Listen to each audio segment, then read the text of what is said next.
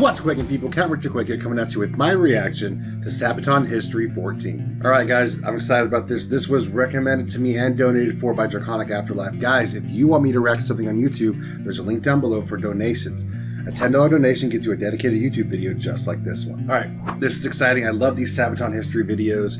This one is on the 6-Day War. This is from about the song Counterstrike, okay? I don't know what the 6-Day War is. I'm not a huge history buff. I learned a lot just listening to Sabaton, so that's why I like these videos too. So I'm excited to hear about this. But anyway, yeah, let's do it. This is Sabaton History 14, the 6-Day War, Counterstrike. Let's check this out. I'm Indy Nidell. I'm Pat from Sabaton. And this is Sabaton History.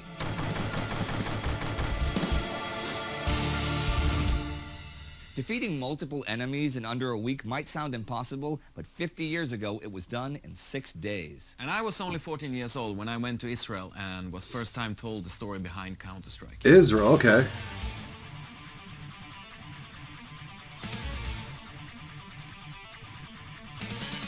I am well aware that this is a very controversial topic, and whatever I say about it. Okay, so it's probably about the Israeli and Palestinian thing. I'm assuming if they're saying it's very controversial. So controversial. My focus today is the military situation, but it is impossible to explain that without at least some context. Although the Arab-Israeli conflict goes way back before Israel declared independence in 1948. Since that declaration, the civil war that preceded it, and the first Arab-Israeli war that immediately followed it, religious tensions and border disputes have been the cause of hostilities time and time again. And indeed, those conflicts began the Palestinian refugee crisis that continues to this very day. By 1967, tension was seriously building once again. Under Egyptian President Gamal Abdel Nasser's leadership, a pact with Jordan and Iraq was made to politically encircle Israel. And the various Arab military forces were bolstered with weapons and tanks from the Soviet Union.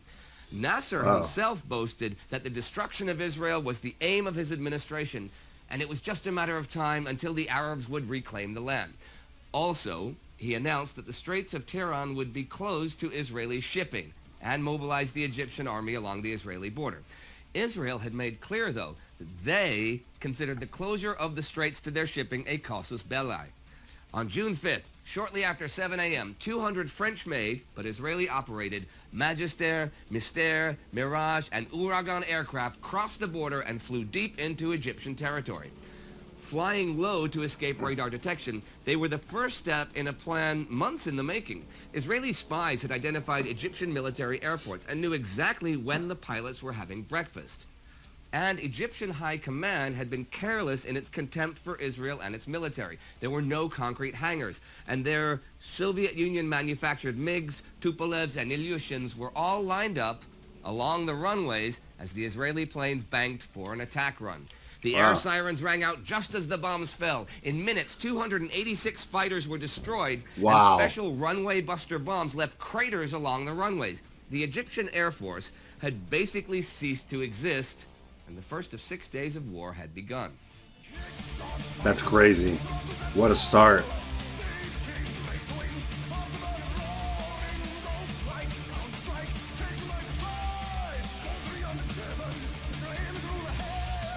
Camouflaged by the night, Israeli troops had moved to the Egyptian border in 3 columns, planning to strike towards Suez and the Sinai.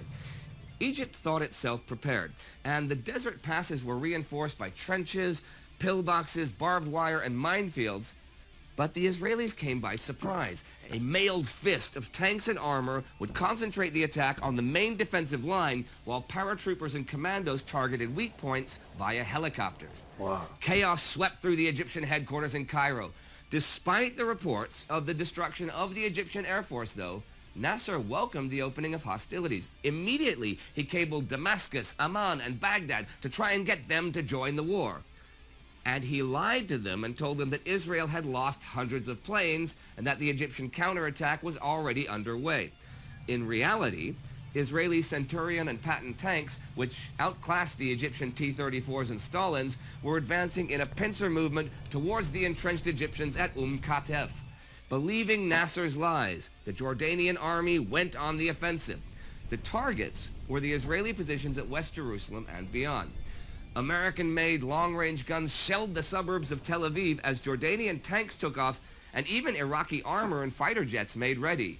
The new city of Jerusalem was soon a battlefield. 5,000 Jordanian and around 1,000 Palestinian soldiers advanced on the Israeli positions with machine guns, Bren guns, and heavy mortars, and street-by-street fighting began. Everywhere around the ancient city, the Jordanians were on the move, trying to take vital Israeli positions on Mount Scopus. Loudspeakers atop the Dome of the Rock Mosque spurred the Arabs on to unite and take back the land in a holy war. Immediately after refueling and rearming, the IAF, Israeli Air Force, took off towards Jordan, shooting down the Jordanian Hawker Hunter planes and destroying their bases. Jordanian Patton tanks on their way to the battle were caught in the open and likewise destroyed. Then came news from the north. Encouraged by false reports that the victorious Jordanians were already on their way to Tel Aviv, the Syrian artillery opened up from the Golan Heights. Israel could hardly want to fight at 3 fronts at once, so they did not respond.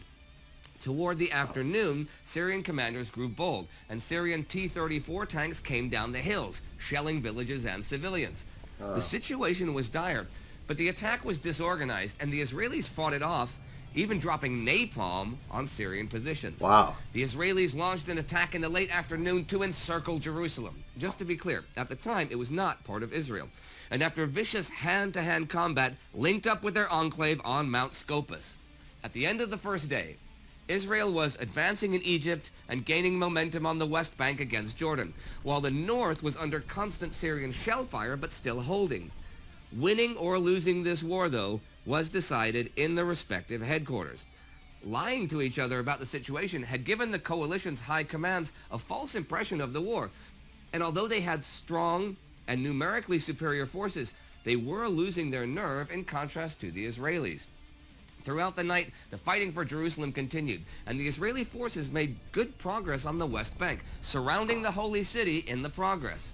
As the Israelis advanced towards Ramallah, thousands of Palestinian refugees flooded towards Jordan. King Hussein now feared for his monarchy.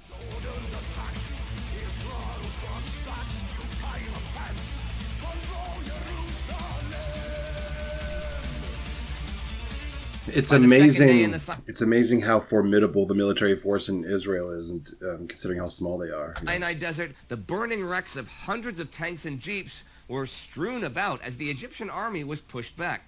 They fought well for their positions, but were overwhelmed by the rapidity of the Israeli attack.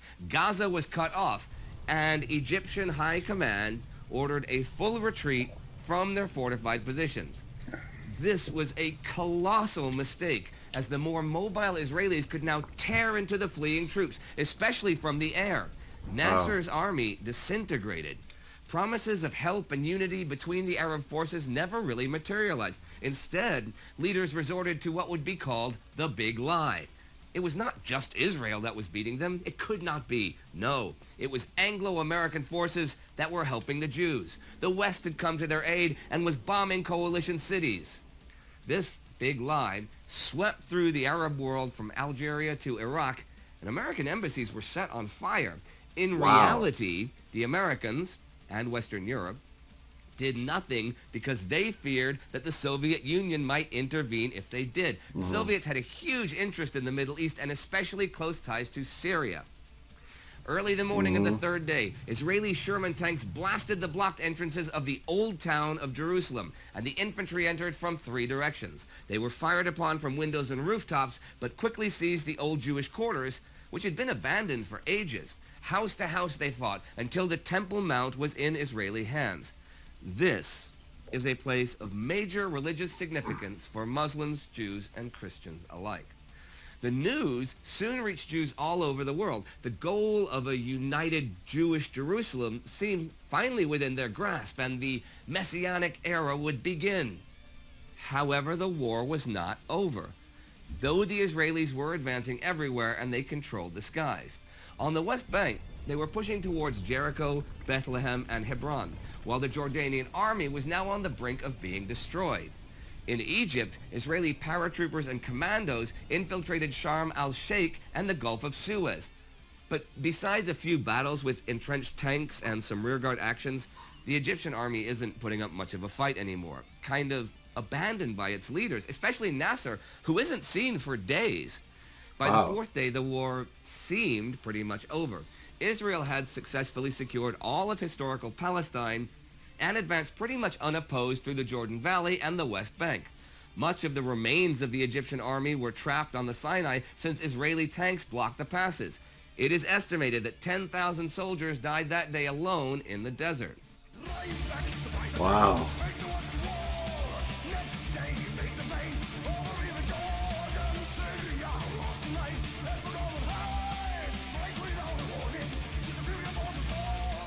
Talks of crossing Suez were proposed in Israeli headquarters. Then came a twist of fate. The Israeli Air Force attacked the USS Liberty, an American research ship in international waters that was on its way to observe the situation. 34 people on the ship died and 170 I didn't know about wounded. that. Wow. Bombing an American ship in international waters with napalm, whether an accident or not, was an act of war and a diplomatic nightmare. Yet, in spite Yeah. of the danger of The thing is, Israel and the United States have always been allies, I'm pretty sure. So that's crazy. also provoking the Soviet Union, the Israelis decided to attack to the north to secure the Syrian border. So on the fifth day, after vicious napalm airstrikes, a frontal assault on the Golan Heights began. It was one of the bloodiest and most costly attacks of the war, and loads of tanks and half-tracks were knocked out by formidable Syrian defenses. But the Israelis eventually broke into the Syrian trenches. Close combat followed with high casualties on both sides, and the Syrians held their positions. On the sixth day, though, after being constantly bombed from above, the Syrians broke. But the great powers of the world had had enough. The Soviets threatened military intervention should the Israelis advance on Damascus, and the U.S. conveyed strong dismay about being attacked. The war must stop now. After 6 days of war, 133 hours of combat, a ceasefire was brokered by the UN in Tel Aviv. The military might of 3 nations had been destroyed, and 3 nations had been defeated and embarrassed. Egypt had lost nearly 80% of its military equipment. Wow. Hussein nearly his monarchy. It was time for diplomacy to take center stage and find an agreement for the future, right? Well, we know that hasn't happened still to this day. And it is not my place to try and unravel the incredibly complicated and incredibly sensitive situation of the Middle East. The significance of the Six-Day War is immense, though.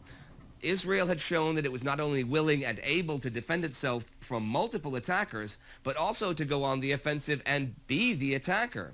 There was a boom in investment in Israel and in tourism, which turned the sluggish Israeli economy around.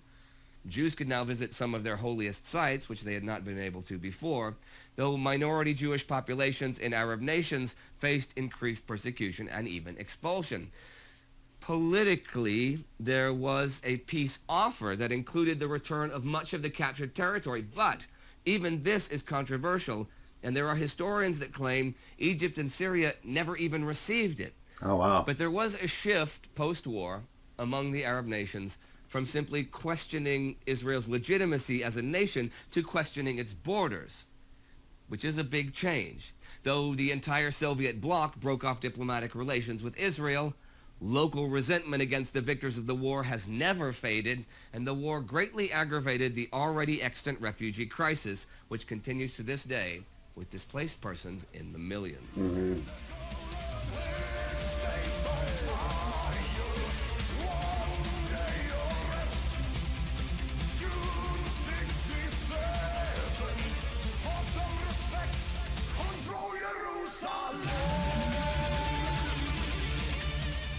Tell us about this trip to Israel when you were younger. All right, I was 14 years. Okay. And my sister was actually living in Israel at this time. Older And, sister, I imagine. Yeah, I hadn't seen her for a long time, and I wanted to go see her. Right? So my parents kind of blackmailed me as well. I had long hair, but they didn't like it at this time. So they said I had to cut me in order to get there. Oh, side note here, I've actually met Par's parents, and they're really cool. And something They are funny, cool. we were sitting at dinner, and his mom was telling me, you know, she thought he was going to work with, like, computers or something.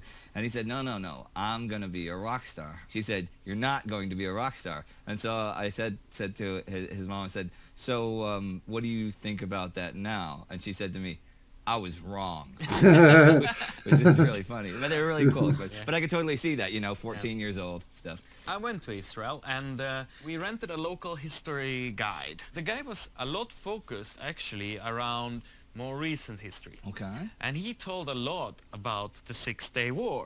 Many years later, when me and Joachim are sitting and discussing topics, and we have this super aggressive, very fast song, and Joachim is like, what will fit here? And I'm like, that's the Six-Day War. And it didn't bother you that it was a controversial topic too many and stuff? It wasn't. I mean, you know it yourself, how things are when you... When you do history. Yeah, when you do history. I mean, we have, of course, as you know, covered plenty of controversial topics. In the war against humanity, World War II, Great War, between two wars, Cuba crisis. I think in everything there's something that's going to raise some hackles, but we try to do it, apolitically and not just historically accurate to the events, but to talk about the motivations and things from both sides. And that, I think, then you shouldn't be able to worry about anything after that. A lot of the People are always going to get mad, though. People who were referring to the part in the lyrics where we are singing Israelis rule the heaven. I mean, obviously, one of the first steps that was happening in the Six-Day War was that the Israeli Air Force shot down the planes of the opposing forces. Yeah, they had mastery of the skies. Yes, so they were ruling the heavens. That makes sense. But have you spent time as a band down in Israel? Yeah, we've been there a couple of times to perform. Yeah? And as we came there the first time, there was a local band that were the support band of us. They were called Desert. What they called Desert? Yes. Okay. And who also sings about historical things. People are going to look them up now. Yeah, it's a good plug. And they're gonna find a song where our singer Joachim is singing one of the songs. Really? Yeah.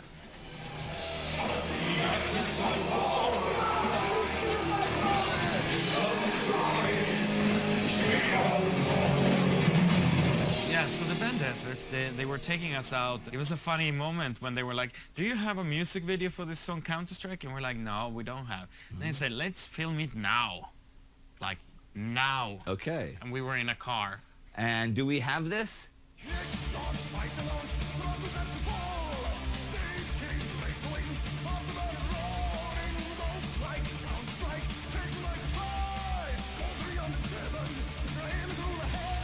So that was the song Counterstrike. And you've been watching Sabaton History. All right, man.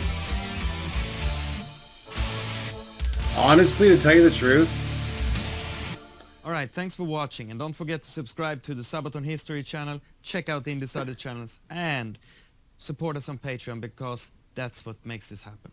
all right. So that's why he was the one on this one, because he's the one that kind of like said, hey, this should be about the Six-Day War. You guys know how I feel, you should anyway, about music videos, right? I don't like to be distracted by visuals when I'm listening to a song, because I like the music. Some of my favorite music videos, though, are the ones that are like this, just sort of like DIY, almost low budget, like Avenged Sevenfold. The Avenged Sevenfold's music video to Unholy Confessions. Oh, way before they went mainstream, way before they got signed to a major label. Their music video for Unholy Confessions is basically just a concert, and it was put together by fans, pretty much. Like they got, I think the story of the way it goes is that they were trying to make a video. It was kind of like a professionally done video, like in a studio and stuff, and it was kind of falling through. They didn't. I guess they like ran out of money or something. It didn't happen. So they just said, okay, we'll just have the fans come out and like film stuff. So the fans like filmed one of their shows got filmed. They got all the footage and they made this video. They had fans putting posters up around town, like supporting them. And it started off with like a bunch of their fans like playing covers of the song and stuff. It was just really, really cool. Anyway, that's a tangent. But yeah, no, the Six-Day War. I know a bit about the whole Israeli Palestinian conflict and all that, and the controversies behind it and stuff. I came from a Christian household, so there's the whole concept of like, oh, well, they were promised that land, it's their land. But it's like, that's from a specific point of view. That's from a religious point of view that not everybody in the world has, So like, it's one of these things where it's like, well, you're uprooting people from their home because you're saying you have a right to it, and it's like, I don't want to get into who's right and who's wrong, because like I said, it's very controversial, but it's definitely it's like they said, it's a conflict that hasn't been resolved today. That footage was black and white. You know what I mean? It's still going on. The war is not still going on. Well, that war isn't, but the conflict of it is still going on. That's kind of crazy, But it's true though that Israel, even though it's so small, has an extremely powerful military might. I'm pretty sure that our special forces, soldiers and whatnot, I don't know from what branches or if it's from all the branches, but they will go to Israel to get training from the Israeli commandos. I'm like 95% sure that's a thing. Anyway, guys, if you enjoyed this reaction, like, comment, subscribe if you feel so inclined. Follow me on my social media, join my Discord, follow me on Twitch. Everything I do is down in the description. Come hang out. Until next time, guys, I've been Counterstrike, and I hope you have a seismic day.